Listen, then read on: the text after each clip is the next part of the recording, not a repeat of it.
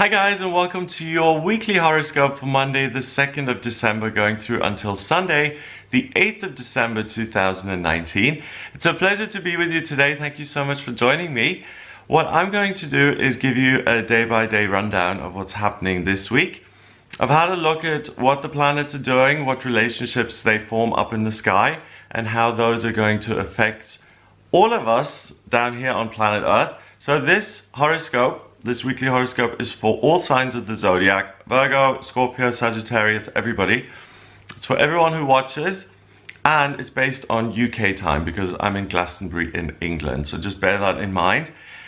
Now, what I noticed here is that there is a big theme this week: luck and love versus roadblocks.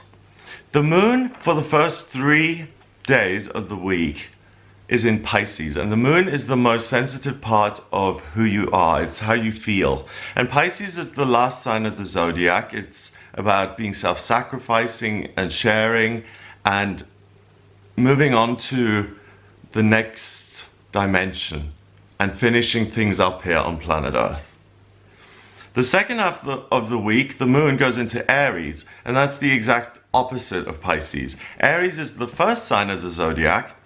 It's all about giving birth and starting things and overcoming obstacles and moving forward and progressing. So there is a major change to the energy this week.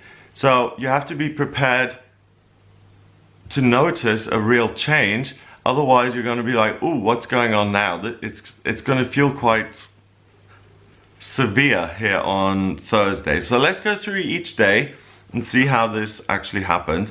Monday the 2nd of December, Jupiter, the lucky planet, goes into Capricorn, and that stays in Capricorn until December 2020. This is really, really important, okay? Jupiter is one of the outer planets. The personal planets are Mercury, Mars, and Venus. Those affect us personally. The outer planets, Jupiter, Saturn, Neptune, Uranus, Pluto, those are more generational and they affect humanity as a whole. So Jupiter is the good luck planet. It's been in Sagittarius for the last year. So the way to access good luck has been through travel and exploring and learning. But here now on Monday, the 2nd of December, Jupiter in Capricorn means that you access your good luck by hard work, by staying put, and by putting in the legwork rather than traveling and exploring. It's really a good thing because Capricorn is fair. It's the sign of the worker, and it means that if you put the effort in, you will get a positive result. Capricorn is ruled by Saturn, remember, the planet of structure and security. It's literally the opposite to Jupiter, because Jupiter is expansion and growth. Saturn is about let's make things smaller and more rigid and more secure and stable. So if you decide to put the legwork in, and also if you're someone who's very creative but you struggle to actually get things done, to put them into some sort of tangible format, then this is hitting the jackpot for you, because you're going to be able to take all of your wonderful ideas and now finally turn them into something tangible that other people can engage with, whether it's a book or a pamphlet or a painting or art or a sculpture or whatever it may be. On Tuesday, the 3rd of December, the moon is in Pisces, and Venus in Capricorn forms a harmonious sextile with Mars in Scorpio. So the female principle and the male masculine principle are together today in a harmonious setup. So Tuesday, the 3rd of December, love is in the air. There's a wonderful possibility to meet someone new or to experience some type of good luck. So finding a banknote in an old coat that you haven't worn for ages, or rediscovering a piece of jewelry, or an old friend or lover calling you on the phone out of the blue after 20 years, something like that. Expect good luck and good fortune to come your way on Tuesday the 3rd. And you don't have to do anything. You just have to be very receptive, eyes and ears open, and willing to receive. On Wednesday, the 4th of December, we have the moon in Pisces squaring the sun in Sagittarius. So a square causes friction. So the moon says, I want to feel, and the sun in Sagittarius says, I want to go, I want to explore. The sun in Sagittarius conjunct Neptune in Pisces. Neptune is the water planet of intuition and feelings, and it's also in Pisces the same way as the moon. So the moon and Neptune are really putting a lot of pressure on the sun, which is saying go, go, go, and both of them are saying actually hang on, stay back. So Wednesday is a good day for daydreaming, manifestation, going within to discover who you really are and what you really want. Those options are available to you today. So listen to Neptune and the moon rather than the sun, and really say to the sun or to yourself, rather than going out there and finding a guru and finding all the answers in the world, I'm going to change the direction I'm going in, and rather than go out there, I'm going to go in here. Then the sun is going to be satisfied, you feel good. Neptune and the moon allow you to discover this information that's really going to be helpful for you in future. And Wednesday can really be one of the most transformative days of your life, because you can really find yourself. You know, back in the day when people used to go to India to find themselves, and it was like a whole thing, you can do that on Wednesday the 4th. It's a miracle. I'm saying it so matter of fact, but Wednesday the 4th is really a miracle, and please accept that and use it to go within. On Thursday, the 5th of December, we have the moon going into Aries at 46 minutes past 7 in the evening. So this is now the second part of the week. The moon in Aries is about starting new things. It's about moving ahead and ramming things out of the way. Not being considerate, but building and creating. So the Aries moon also conjuncts Chiron in Aries. Chiron is one of the centaurs, like Sagittarius, half horse, half man. And Chiron is the centaur that represents the wounded healer. Chiron taught medicine to the other gods. So with the Aries moon sitting right on top of Chiron in Aries, and both of those squaring Jupiter in Capricorn, on Thursday, there's a potential for you to get hurt. If it's at all possible on Thursday the 5th, to avoid starting something new, like a new business or buying a new house or getting a new mortgage or contract or whatever it is today, if it is possible to reschedule any of those things, please reschedule them to the next day, Friday the 6th of December, because on Thursday the 5th, anything new is going to be attacked by Chiron, and it's going to end up causing you more problems than it's worth.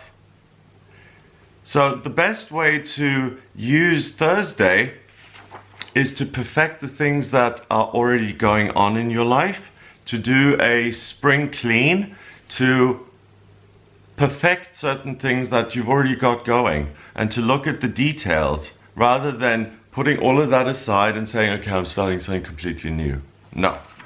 That is something you could do on Friday the 6th, because on Friday the 6th, the moon is in Aries, and it forms a positive trine to the sun in Sagittarius.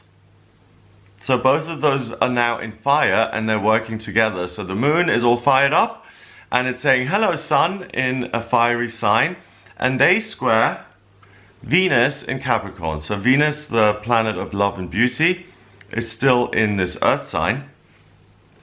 But Friday really is the best day of the week because you are so fired up, you feel strong, you feel empowered, and you feel independent and like you can do anything. You have all the power in the world. This is really an amazing week. It's a life-changing week. So this is the opposite of the day before, Thursday, the 5th. So all those things that you put aside and all the things that you wanted to do but didn't, make them happen today on Friday the 6th.